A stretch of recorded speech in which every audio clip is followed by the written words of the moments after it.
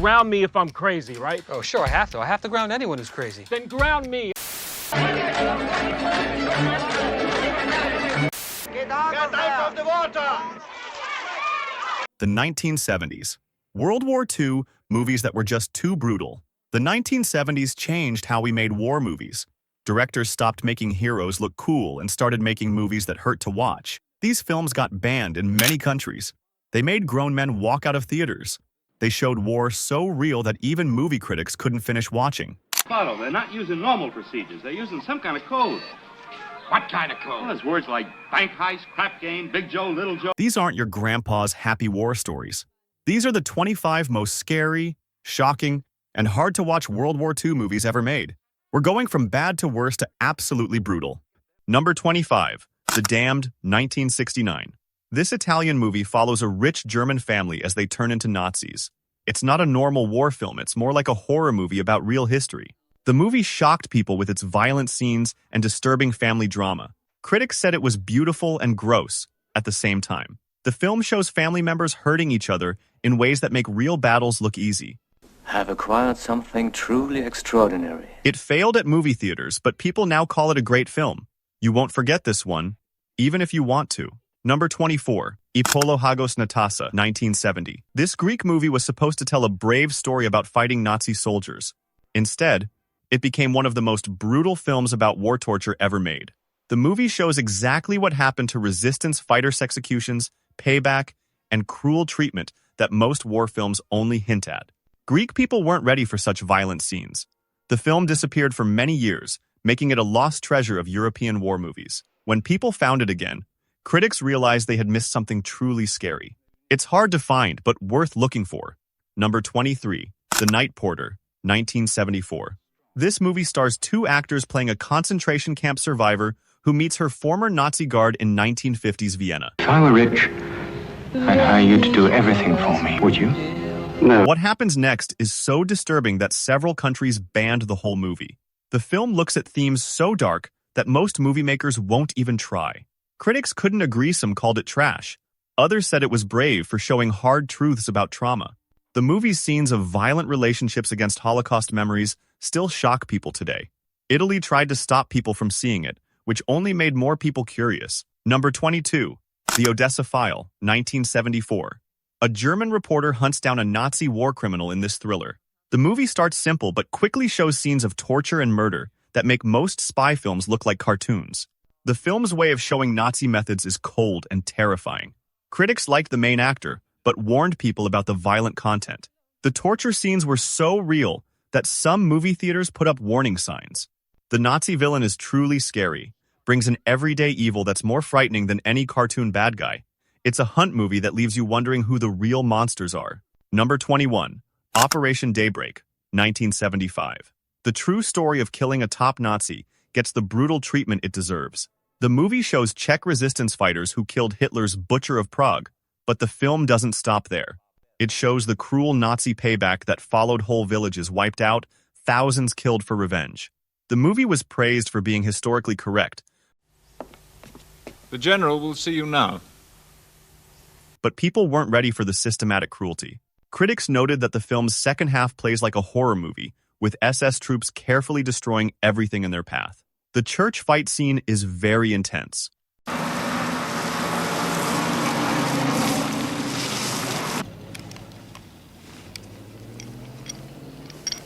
It's based on real events, which makes the violence even more disturbing. History shouldn't be cleaned up, but this hits hard. Number 20, Slaughterhouse, 1972. Kurt Vonnegut's anti-war masterpiece gets made into a movie with all its weird brutality kept in. The main character travels through time Stood up back there to tell you that one day your doorbell's gonna ring, see? And sees the Dresden bombing from many different views. The movie's bombing scenes are like nightmares. Vonnegut lived through it. I'm an American. Prove it. And that real experience shows. Critics liked the film's strange structure but warned about its violent scenes. The scenes of civilian deaths are very brutal. How long will they keep us here? You are here, you have always been here, and you will always be here. Showing the reality of bombing cities in vivid detail. The film's dark comedy only makes the violence more unsettling. I killed a friend of mine. I didn't, I just moved in. Son, Schlachthof 5. Schlachthof 5. Vonnegut reportedly liked the movie version, saying it captured how crazy war really is. It's science fiction, but the war scenes are based on devastating reality. Number 19, Hellboats, 1970. A British naval unit goes on sabotage missions in the Mediterranean Sea. This isn't a fun adventure movie, it's a grittier, more violent take on special war operations. A routine probing operation. It's big. The film's naval combat scenes are very brutal, Stops rolling. All exit doors will be thrown open. with realistic explosions and deaths that shocked people expecting a more traditional war adventure. Critics noted the film's harsh approach to violence, especially in its commando raid scenes. The movie failed at theaters, partly because people weren't ready for such a harsh take on heroic warfare. War film fans have rediscovered it and like its no-nonsense approach. The final attack scene is truly intense, with a body count that keeps going up. Oh, no, I'm what I've been made. A boat commander sent on a lunatic mission. Number 18, The Bridge at Remagen, 1969. This movie tells the story of the last bridge left standing across the Rhine River. The film's battle scenes are brutally realistic, showing German defenses falling apart with graphic detail. Critics praised the realistic combat but warned about the intense violence. The movie doesn't make war look romantic, it shows tired soldiers fighting over a piece of concrete because their commanders tell them to. The film's medical scenes are very hard to watch, with wounded soldiers getting rough field treatment. It did well at theaters, but people weren't ready for its harsh realism. The bridge explosion scene remains one of the most impressive real effects of that time. War as a nightmare job. Number 17, Battle of Britain, 1969. This epic movie recreates the legendary air battle with some of the most realistic aerial combat ever filmed. The movie's pilot death scenes are very brutal. These aren't clean Hollywood explosions, but fiery crashes that feel truly terrifying. Critics praised the film's technical achievements, but noted its harsh approach to casualties. The film used real Spitfires and German planes, which added to how real it felt. People were shocked by scenes of young pilots burning alive in their cockpits. The movie's famous actors couldn't soften the harsh reality of air warfare. It's a tribute to the few, but it doesn't hide what victory cost. The dogfight scenes remain unmatched for their mix of spectacle and brutality. Number 16, Force 10 from Navarone, 1978. Trying to follow up a masterpiece is rough, and Force 10 from Navarone proves it in the most painful way possible. The 1961 original had Gregory Peck, David Niven, and Richard Harris, bringing real weight to their roles. This sequel brings back the same characters but swaps in completely different actors. Robert Shaw replaces Peck, Edward Fox takes over for Niven, and Harrison Ford steps into Harris's boots. The movie kicks off by literally showing you clips from the first film, as if to say, remember how good that was? Then it immediately abandons everything that made the original work. The writing is paint by numbers. The story is threadbare. Shaw and Ford need to blow up a dam to destroy a German bridge, hitting every tired war movie trope along the way. There's a decent surprise during the dam explosion, and the old-school practical effects have some charm before the end credits. But it just doesn't work. Critics savaged it, and audiences stayed away despite Ford and Shaw's star power. Roger Ebert was particularly brutal, saying director Guy Hamilton, fresh off several Bond films, seemed to be sleepwalking through the whole thing. Ebert's harshest criticism was that Robert Shaw wasted his final year on Earth making this mediocrity. Still, it's not completely worthless. If you're into late 70s war cinema, or you're an Alistair MacLean completist, it delivers just enough to justify the time investment. Number 15, MacArthur, 1977. Gregory Peck as General Douglas MacArthur should have been automatic gold. Performance-wise, Peck absolutely delivers, even earning a Golden Globe nomination for the effort. But the movie itself can't match his commitment. Joseph Sargent, who directed The Taking of Pelham 123, follows MacArthur from the end of World War II through Korea and his explosive confrontation with President Truman. It's a comprehensive overview that looks the part, but the script refuses to take any real risks. John Wayne passed on the role, and George C. Scott turned it down because he thought it was too similar to Patton. That left Peck, who threw himself into the part even when the material didn't deserve it. Peck wasn't happy with how the production turned out, but he later called it one of his favorite roles anyway. That says everything about his respect for the character, even if the film couldn't dig as deep as it should have. Number 14, The Last Escape, 1970. An Allied team tries to kidnap a German rocket scientist before the Nazis can move him. The mission goes wrong in every possible way, leading to betrayals and bloody fights that get worse throughout the film. Critics noted, the movie's cynical worldview, there are no clear heroes here, just desperate people making terrible choices. The film's violence is sudden and brutal, avoiding the choreographed feel of most war movies. What makes it work is its focus on the psychological toll of the mission, rather than just physical action. The cast delivers committed performances, despite the low budget. It's a forgotten thriller that deserves rediscovery by fans of harder-edged war cinema. Number 13, Catch-22, 1970. This adaptation of Joseph Heller's darkly comic novel brings the crazy nightmare of bomber crews to vivid life. The main character plays a bombardier desperately trying to avoid flying more missions, while his fellow airmen die in increasingly senseless ways. The film's scenes of military bureaucracy are satirical, but its combat scenes are brutally realistic. Critics were divided on the film's shifts between comedy and horror, but most agreed that the violence hits hard. The movie's anti-war message comes through scenes of casual brutality that make the satire even more cutting.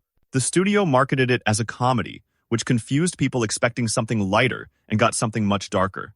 The bombing scenes are truly scary, showing the random nature of wartime death. Number 12, Murphy's War, 1971. Peter O'Toole gives one of his most intense performances as a Royal Navy engineer obsessed with revenge against the German submarine that killed his crewmates. Stranded on a remote island, Murphy becomes increasingly crazy as he plots his one-man war against the submarine. The film's violence is psychological as much as physical. O'Toole's descent into madness is truly disturbing. Critics praised the performance, but noted the film's bleak worldview. The movie's scenes of obsession feel genuinely unhealthy, making it uncomfortable to watch. The director brings documentary realism to the action scenes that makes them feel desperate rather than heroic.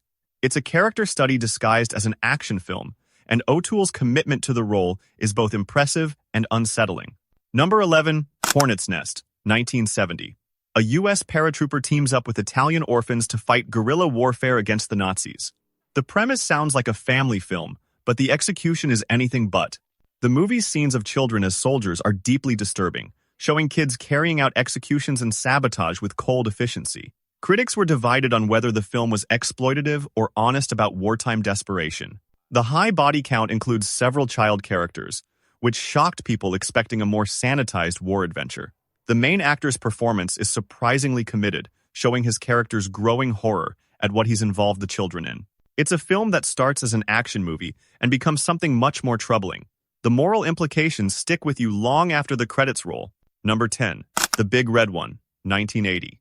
Samuel Fuller's semi-autobiographical masterpiece follows a rifle squad through World War II from North Africa to Germany. Fuller lived through these experiences as part of the 1st Infantry Division, and that real experience shows in every frame. Lee Marvin leads the squad with weary professionalism, but the film's real strength lies in its unsentimental scenes of combat. Critics praised Fuller's harsh realism, particularly his refusal to glorify violence. The movie's battle scenes are chaotic and brutal, showing warfare as a series of random encounters rather than strategic operations. Fuller's approach to character development is equally stark. Soldiers appear, fight, and disappear without ceremony. It took Fuller decades to get the film made, and the passion shows in every scene. This is war cinema stripped of romanticism and presented as brutal reality. Number 9, Kelly's Heroes. Kelly's Heroes isn't trying to teach you history lessons. Sure, it's technically a World War II movie, but it's really more of a groovy 70s war heist hybrid than a traditional combat film. Somehow that approach worked perfectly. It became a genuine cult classic, and it's easy to understand why. Clint Eastwood plays the stone-faced leader of a group of American soldiers sneaking behind German lines in occupied France, not to liberate anything, but to steal a fortune in gold bars. They're joined by Telly Savalas and Donald Sutherland, who both bring their own strange energy to the mix. Savalas actually plays a sympathetic soldier for once, while Sutherland shows up as this completely out-of-place hippie tank commander, who looks and sounds like he wandered in from an entirely different movie. But somehow it works perfectly. He's one of the most entertaining parts of the whole thing. Eastwood later complained about how MGM butchered the film in editing. Tons of scenes got cut, scenes that would have given the characters more depth and made the story stronger. So what we got was a studio-trimmed version of something that could have been much more layered. Even with those cuts, it's still a wild ride. Number 8. A Bridge Too Far, 1977. Richard Attenborough's epic about Operation Market Garden is harsh in its portrayal of military disaster. The all-star cast can't soften the harsh reality of the failed Allied airborne assault, which resulted in thousands of deaths for minimal strategic gain. Critics praised the film's historical accuracy and its refusal to turn tragedy into triumph. The movie's battle scenes are chaotic and brutal, showing the confusion and desperation of soldiers caught in an impossible situation. The director emphasizes the human cost of failed leadership, with scenes of wounded paratroopers that are truly scary. The film's 3-hour runtime allows for detailed character development, making the deaths feel personal rather than just numbers. It's an epic that earns its length through emotional weight rather than spectacle. War as leadership failure written large. Number 7. Tora, 1970. This careful recreation of the Pearl Harbor attack presents both Japanese and American viewpoints with documentary-like precision. The film's battle scenes are intense and deadly, showing the attack's devastating effectiveness without glorifying either side. Critics praised the historical accuracy, but noted the graphic scenes of casualties. The movie's approach to violence is clinical rather than sensational, which makes it even more effective. The film used real effects and real aircraft to achieve unprecedented realism in its combat scenes. People were shocked by the sudden brutality of the attack scenes after the careful buildup. The movie's even-handed treatment of both sides was controversial at the time but has been praised by historians. It's less a war movie than a disaster film, showing how quickly peace can turn to chaos.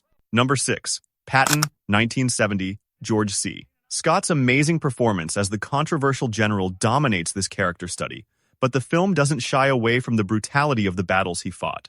The movie's scenes of North African and European campaigns include scenes of carnage that remind viewers of the human cost of Patton's aggressive tactics.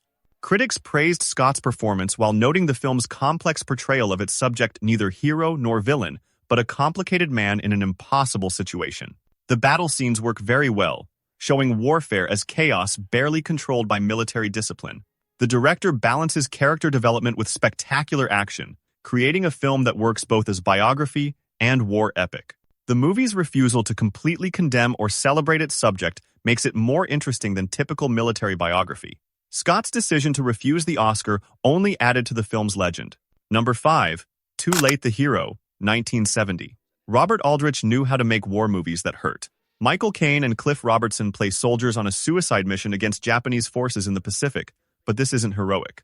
Aldrich strips away any noble purpose, leaving only desperate men trying to survive their own command's stupidity.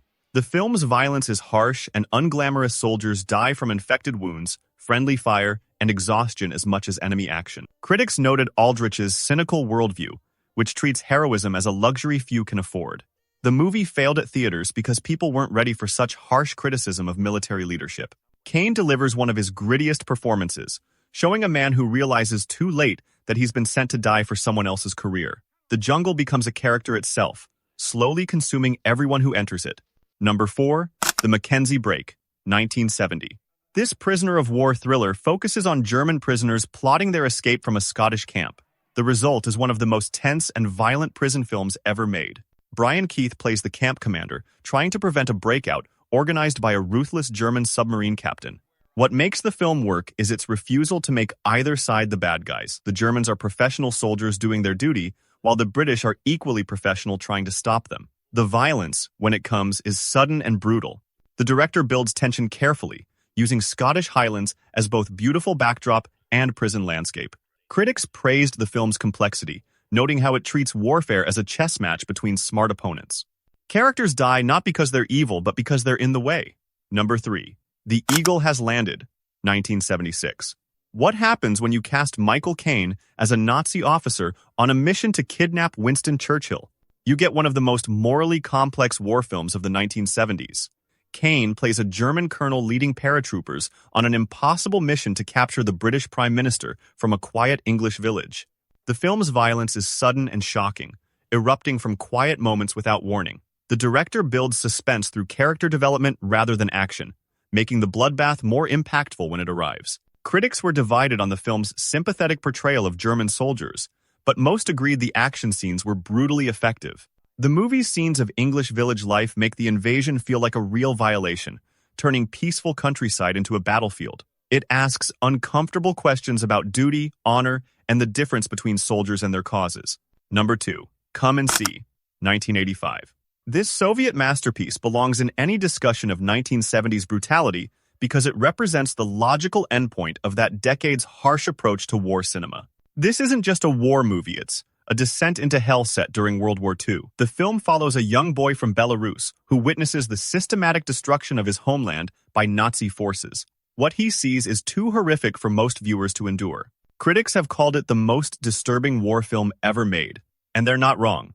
The movie's scenes of Nazi atrocities are so realistic that several countries restricted who can see it. The director used real ammunition and explosions, putting actors in genuine danger. The film's sound design uses constant noise to simulate combat trauma effects. People reported feeling physically ill during screenings, and many theaters posted content warnings.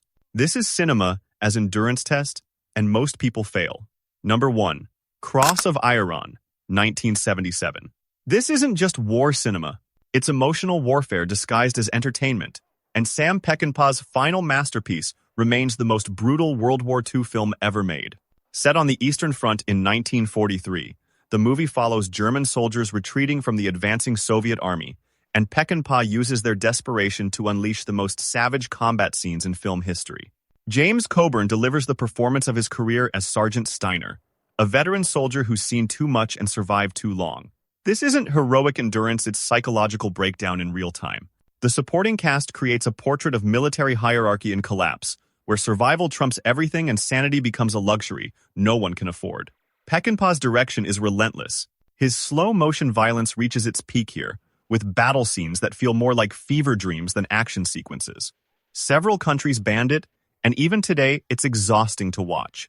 Critics called it Peckinpah's masterpiece of film that pushed violence to its absolute limit. Cross of Iron doesn't just show you war. It makes you feel what war does to people trapped inside it. The 1970s proved that war movies could be more than entertainment, they could be weapons themselves, designed to attack comfortable assumptions about heroism and glory. These 25 films didn't just change cinema, they changed how we think about conflict itself. Some shocked, some got banned, and some left people walking out of theaters. But all of them told truths that polite society preferred to ignore. Did your favorite brutal WWI2 film make the list? Drop it in the comments and let us know what we missed. And if you survived this countdown, maybe you're ready for even more uncomfortable cinema. We'll be back next week with another journey into the films that dare to show us who we really are when everything falls apart.